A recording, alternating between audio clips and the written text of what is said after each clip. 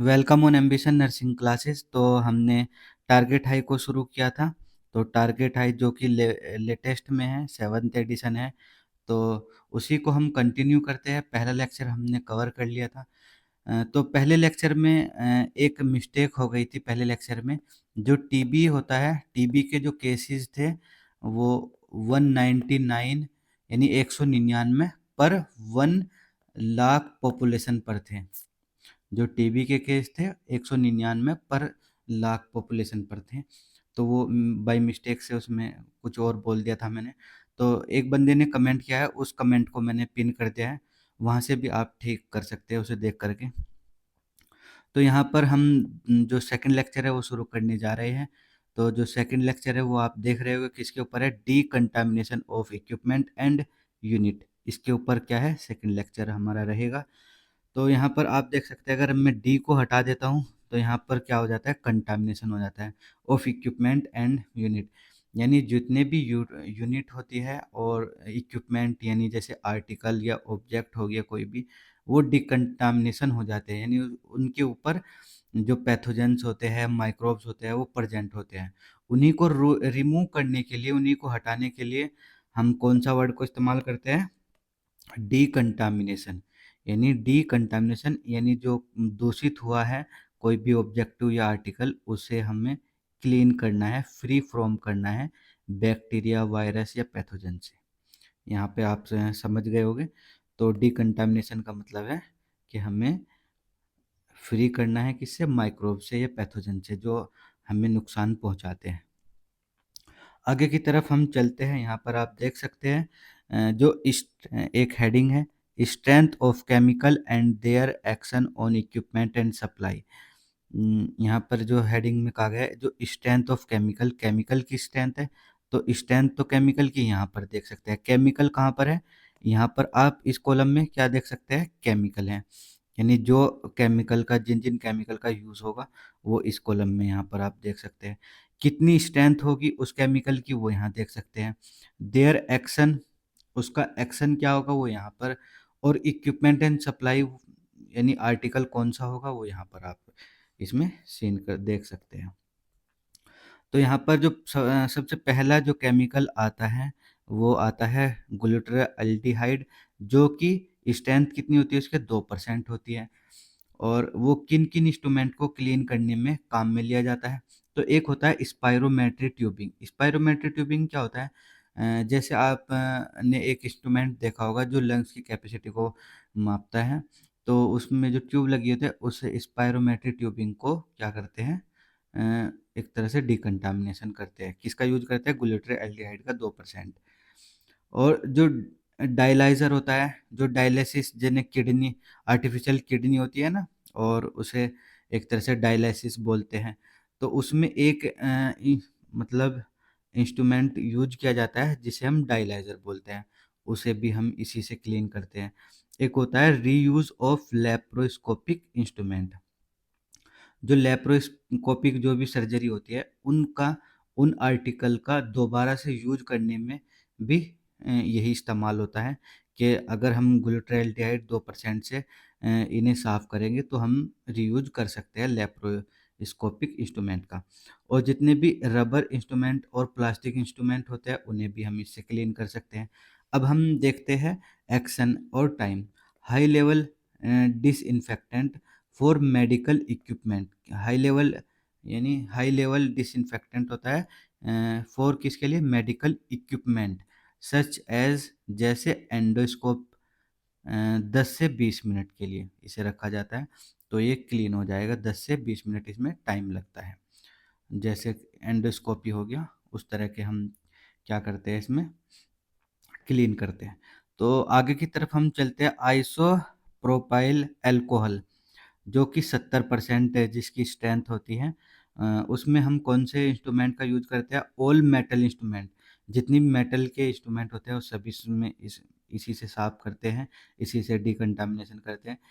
Scope lenses, जो भी scope होते हैं उनके लेंसेज, अम्बू बैग हो गया, फेस मास्क हो गया, थर्मोमीटर प्रोब होता है जो एक तरह से लोहे का बना होता है। थर्मामीटर के अंदर वो जो प्रोब होता है, जो जैसे जीभ के नीचे या फिर हमारे एक्जिला में लगाया जाता है, जिस पॉइंट को उसे थर्मामीटर प्रोब बोलते हैं। जैसे मैं आपको इमेज बना करके दिखाता हूँ, इस तरीके से कुछ हमारा जो थर्मामीटर होता है वो इस तरीके से कुछ होता है।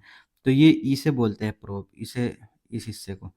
तो इसे मतलब डिकंटामिनेशन करना। क्लिनिकल ग्लास होते हैं, क्लिनिकल ग्लास थर्मामीटर, जो क्लिनिकल ग्लास होता है थर्मामीटर, एक तरह से जो ग्लास का आता है, कांच का थर्मामीटर, उसे। ट्रॉली ट्रे होती है, जो ट्रॉली ट्रे होती है जिसमें सामान को ले जाते हैं। और इलेक्ट्रिक रेजर होती है, जो इलेक्ट्रिक रेजर होती है उसे, जैसे और आगे देखते हैं हम इसका एक्शन और time. Disinfection of article in 10 minute, 10 minute के अंदर इन्हें डिसइंफेक्शन कर देते हैं। कौन सा इसमें केमिकल यूज किया जाता है? Isopropanol alcohol. फिर एक आता है नीचे की तरफ तीसरा, जिसे हम सोडियम हाइपोक्लोराइट बोलते हैं, जो कि 0.5%, जिसमें ऐड किया जाता है, add 500 ml of 1% sodium hypochlorite in 500 ml of boiled water में, to make total quantity 1 litre, 1 litre की क्वांटिटी बनाने के लिए 0.5%। जैसे उसमें 500 ml तो हमने क्या लिया, 1% सोडियम हाइपोक्लोराइट उसमें ले लिया। फिर उसमें 500 ml ही बॉइल्ड वाटर मिला दिया, मिक्स कर दिया। अब 500 तो क्या हो गया, 1% सोडियम हाइपोक्लोराइट हो गया, और 500 ही क्या हो गया, इसमें बॉइल्ड वाटर हो गया। ये कितना हो गया, 1 लीटर हो गया, एक तरह से 1 लीटर हो गया। तो ये 1 लीटर कितने परसेंट इसकी स्ट्रेंथ होगी, 0.5%। तो ये किसके लिए यूज किया जाता है? All type of metal, glass, plastic and rubber item, scope lenses, इन सब के लिए यूज किया जाता है। डिकंटामिनेशन करता है ये, disinfection of article in 10 minute, 10 minute में डी इन्फेक्शन करता है, disinfection. Fresh solution to be prepare daily, यानी ये फ्रेश सॉल्यूशन बनाया जाता है डेली। यहाँ पर अब चौथा पॉइंट हम देख लेते हैं। चौथा जो है क्लोरहेक्साडीन ग्लूकोनेट, जो चौथा केमिकल होता है, उसमें क्या करता है, add 100 ml 0.5 solution in 100 ml of boiled water to make 1 litre. इसे भी 1 लीटर बनाना है। तो 100 ml जो था, यानी 100 ml था, उसे 0.5 सॉल्यूशन उसमें क्या करना है, ऐड करना है, जो कि 100 ml बॉइल्ड वाटर में ऐड करना है, जिसे 1 लीटर बना करके। और इसे किसे मतलब क्लीन करने के लिए रखा जाता है? बेड पांच जो होते हैं, एक तरह से जो अ, हमारे स्टूल वगैरह को जिसमें रखा जाता है, उन्हें साफ किया जाता है, और फर्नीचर वगैरह को। डिसइंफेक्शन 10 मिनट के लिए किया जाता है, मतलब 10 मिनट के अंदर डिसइंफेक्शन हो जाता है। और इसमें पांचवा देखते हैं हम, clean solution of phenol, clean solution of phenol, जो कि 2% होता है। ये क्लीन सॉल्यूशन ऑफ फिनोल ये 2% होता है, और ग्लूटरल एल्डिहाइड ये भी 2% होता है। ऑल मेटल इंस्ट्रूमेंट को हम डिसइंफेक्शन कर सकते हैं इसमें। Tough toughen plastic, glass, delicate items, delicate items और ट्यूबिंग, ये सब इसमें डिसइंफेक्शन कर सकते हैं। स्टरलाइजेशन कर सकते हैं in 12 hours at room temperature of 20 Celsius, 20 degree Celsius पर, कितने, 12 घंटों के लिए। Sterilisation in 12 hours at room temperature of 20 degree temperature पर। आगे हम देख लेते हैं फॉर्मेलिन। फॉर्मेलिन क्या होता है? वो 7 mg पर क्यूबिक मीटर होता है।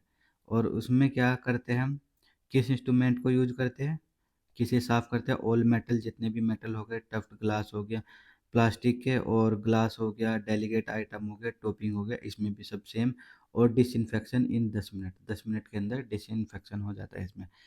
फिर आगे चलते हैं, सेवलोन एक होता है, जो कि 5% प्योर सॉल्यूशन होता है, जिसमें चीटल फोरसेप होता है। चीटल फोरसेप जो एक तरह से इंस्ट्रूमेंट को पकड़ने में यूज किया जाता है, जैसे जो भी स्टाइल गोज पीस वगैरह है उन्हें पकड़ने में जो हेल्प करता है वो चिटल फोर्स ऐप होता है।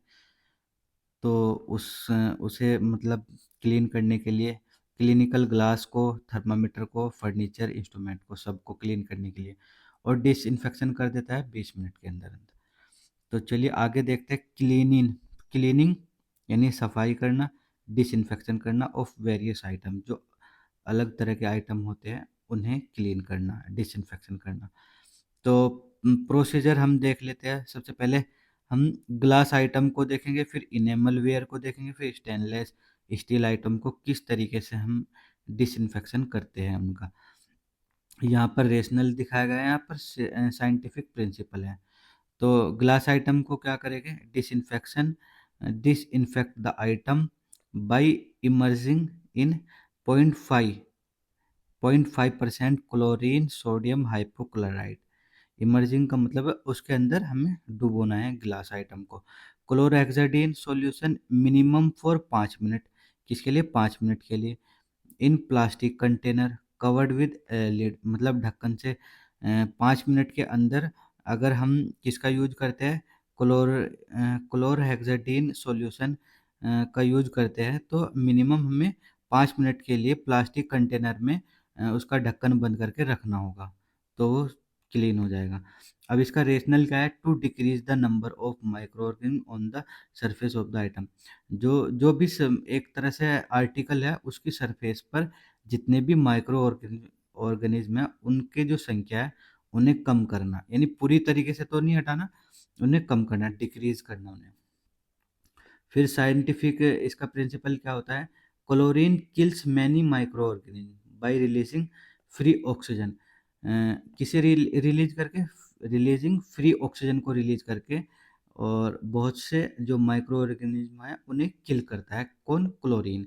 इसमें क्या करता है, जो सेल वॉल होती है किसी भी माइक्रो ऑर्गेनिज्म की, तो उसे एक तरह से डिजनरेट कर देता है क्लोरीन।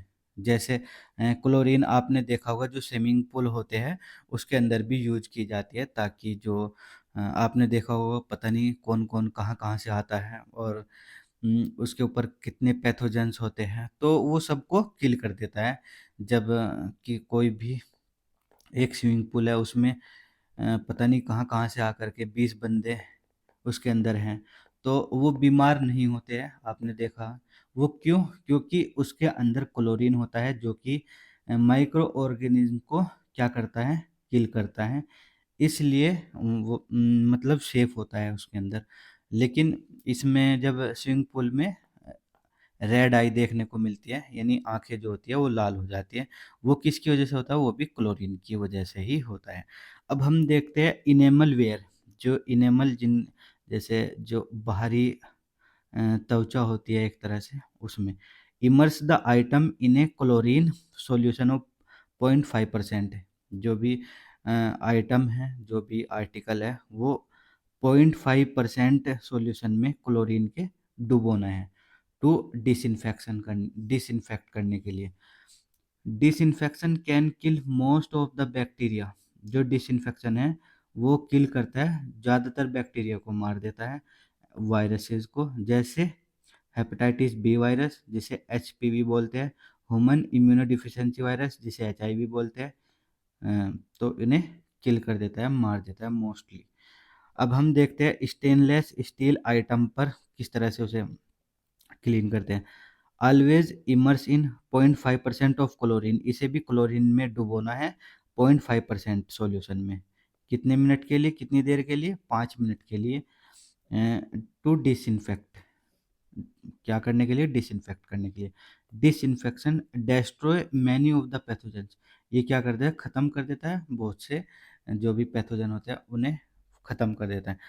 अब हम आगे की तरफ चलते हैं, तो कुछ चीज़ें हम और देखेंगे, जैसे प्रोसीजर यहाँ पर आप देखेंगे रैशनल, वही निडिल, निडिल को देखेंगे हम, निडिल किस तरह से हम डिकंटामिनेशन करते हैं। Decontaminate all type of needle attach to syringe, जो सिरिंज से अटैच होती है, फ्लश विद 0.5% क्लोरीन सॉल्यूशन और क्लोरहेक्साडीन सोडियम हाइपोक्लोराइट, और इमीडिएट आफ्टर यूज, यानी उसे क्लीन करके, जैसे आपने देखा होगा मतलब आर्टिकल की, इक्विपमेंट की प्रॉपर सप्लाई नहीं है, तो हमें एक ही इंजेक्शन को बार बार यूज करना है। तो वो कैसे करना है, उसमें 0.5% क्लोरीन उसमें भरना है, फिर उसे बाहर मतलब उससे निकाल देना है इंजेक्शन से। तो इस तरह से वो क्या हो जाएगा, डिकंटामिनेशन हो जाएगा, डिकंटामिनेट हो जाएगा। तो हम उसे रीयूज करते हैं। तो हम इसमें रैशनल देखते हैं, to render the article safe for use, यानी हमें सेफ यूज करने के लिए इसका इस्तेमाल करते हैं ताकि दूसरे को इन्फेक्शन ना लगे।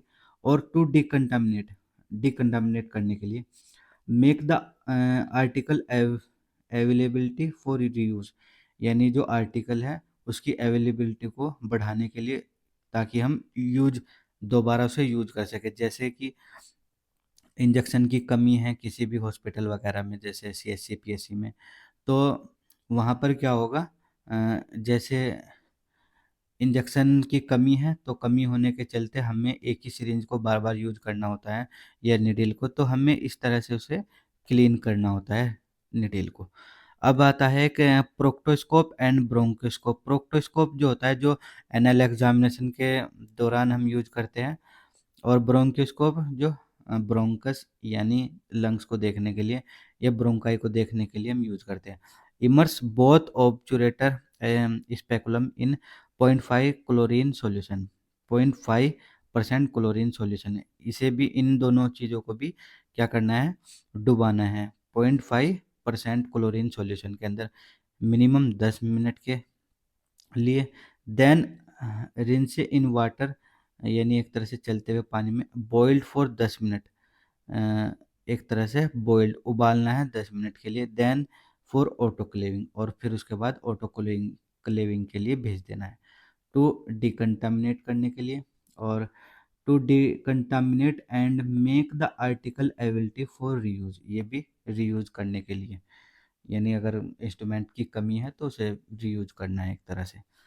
यह कमी नहीं है, बहुत से इंस्ट्रूमेंट ऐसे होते हैं जो बार बार यूज किए जाते हैं, उन्हें डिसइंफेक्ट करने के बाद तो उन्हें यूज करते रहते हैं। शार्प इंस्ट्रूमेंट देख लेते हैं अब।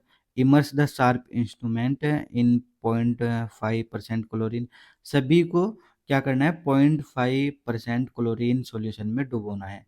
2%, और इन मतलब अगर क्लोरीन नहीं है तो 2% ग्लूटाल्डिहाइड, जिसे क्या बोलते हैं CIDX, फॉर 12 मिनट के लिए एट रूम टेम्परेचर, यानी एक तरह से 20 डिग्री सेल्सियस पर।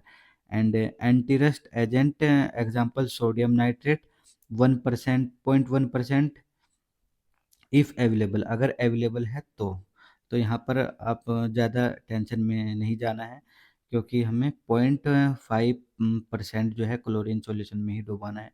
ज़्यादा, अगर ज़्यादा आप और देखना चाहते हैं तो 2% ग्लूटाल्डिहाइड 12 मिनट के लिए 20 डिग्री टेम्परेचर पर।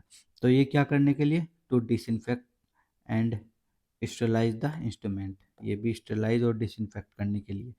Disinfection destroy many of pathogens, ये जो डिसइंफेक्शन होता है ये मतलब डेस्ट्रॉय करता है बहुत सारे पैथोजन जो हमारी बॉडी के लिए हानिकारक होते हैं, उन्हें डेस्ट्रॉय करने के लिए।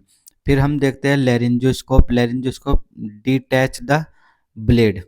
लेरिंजोस्कोप क्या होता है, जो लैरिंग्स को, एक तरह से लैरिंगोस्कोप होता है, लैरिंग्स को विजुअलाइज करना, एक तरह से देखना।